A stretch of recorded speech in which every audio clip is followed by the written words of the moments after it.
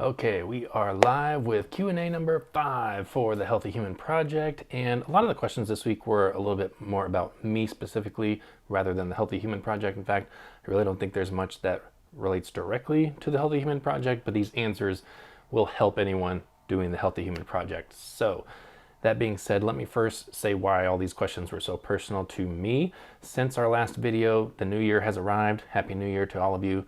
New you 22. I have started a 30-pound weight loss journey, and yesterday was the end of the first week. I showed everyone what my first weight was and what I weighed in at. I started at 207.5, 207.6, and yesterday I weighed 198.6. So 9 pounds off the scale. But as I was telling everyone on my Instagram account, that doesn't mean I lost 9 pounds of fat. That'd be so many calories I'd deprive myself of. That'd be basically not eating the entire week.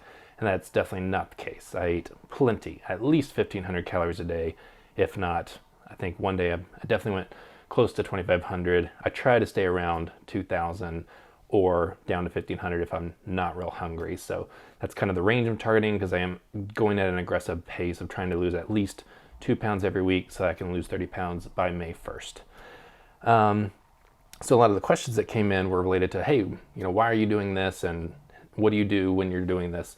So I'll get to the first question, which was, why am I not intermittent fasting, which is something I've done before on my weight loss challenges.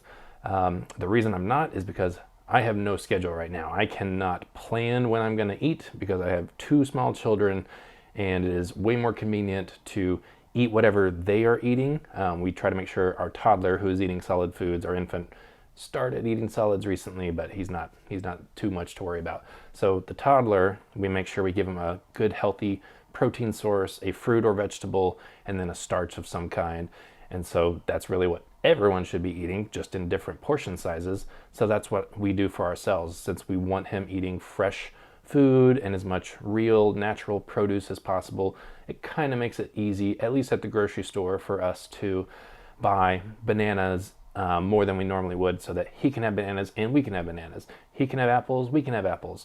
He can have broccoli, we eat broccoli, and it is good. This is kind of off the topic of fitness and more along the lines of parenting, but we learned that one of the best ways to get your kids to eat, especially food that, is not stuff a lot of especially older kids love. They love nuggets and burgers and yada yada, the stuff they see on TV that tells them this is what good food is.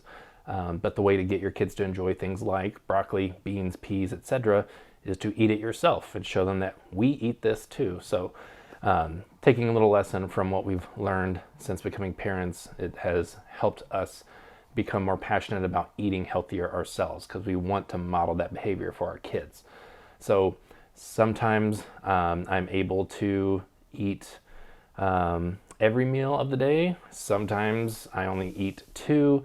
So that would qualify me for as intermittent fasting some days, but I'm really just kind of doing a modified intermittent fasting / calorie diet, where some days I do try to eat like a very small thing at breakfast. Usually I have coffee every morning, and you can count that as a meal if you want to. I'm not a stickler like that, but I have coffee every single morning. And then some mornings I'll only have a piece of fruit or a very small serving of oatmeal, nothing that really should count as a meal, and I'll eat a lunch and a dinner. And so, again, without being strict about it, you could say I'm intermittent fasting on those days. But then other days I'm a little bit hungrier. We're eating breakfast a little bit later because our toddler slept in magically. That doesn't happen often enough. Did today though, yay. So those days where we're eating later, it's like, well, I'm starting to get hungry, may as well eat breakfast, and then we eat a lunch a few hours later, and then dinner, whatever. And then again, depending on what the meals are, some meals, as if you're following my Instagram story, I'm sharing every single thing that I'm eating and what I do throughout the day. Some days I have had pizza, because when you're a parent, you have to get things that are convenient. You don't have time to cook. So we keep frozen food on hand. Pizza's really easy, amongst many other things that are healthier usually. But we do have pizza on occasion, and when I have pizza, I eat several slices, and it tends to hold me over well into the night. This week when I had it, I didn't eat again until I had it for lunch around 11:30, maybe noon, and didn't eat again until 8:30 at night. So held me over very well, and all I had was a salad before going to bed, so hardly any calories before going to bed. So another modified intermittent fasting day. All right, let's go on to the next question.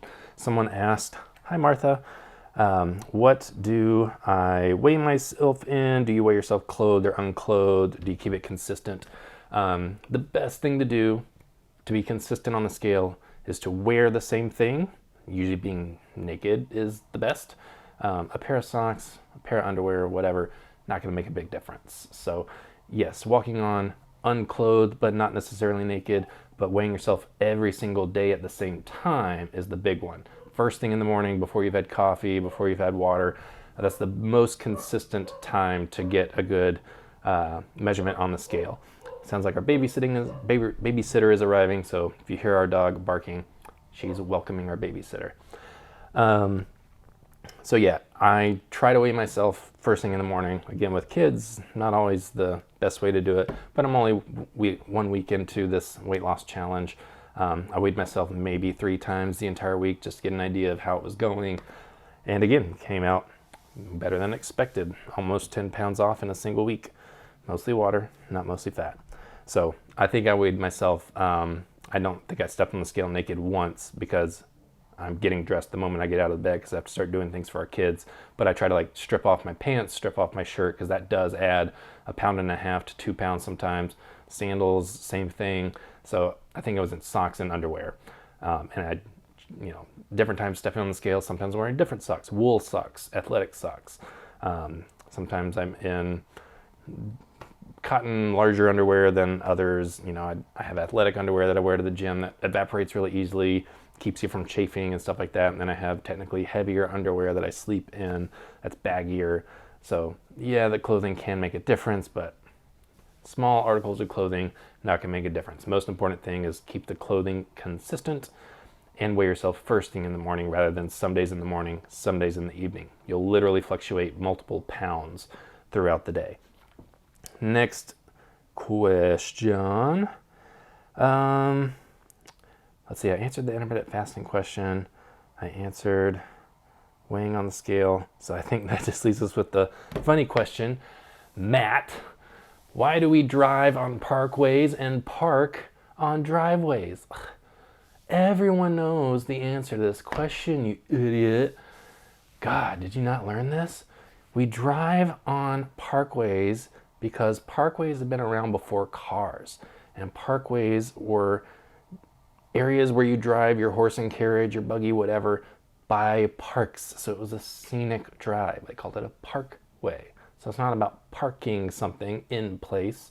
It's about seeing parks along the parkway.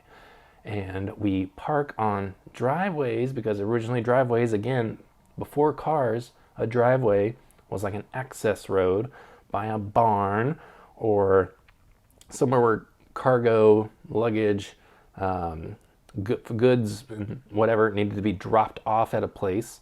And so there was a driveway, think of like a half circle looping by a building, and so that you could continue pulling out the opposite way. You drove by the house, the barn, the business, whatever, and dropped off your things and then continued on through. You drove through.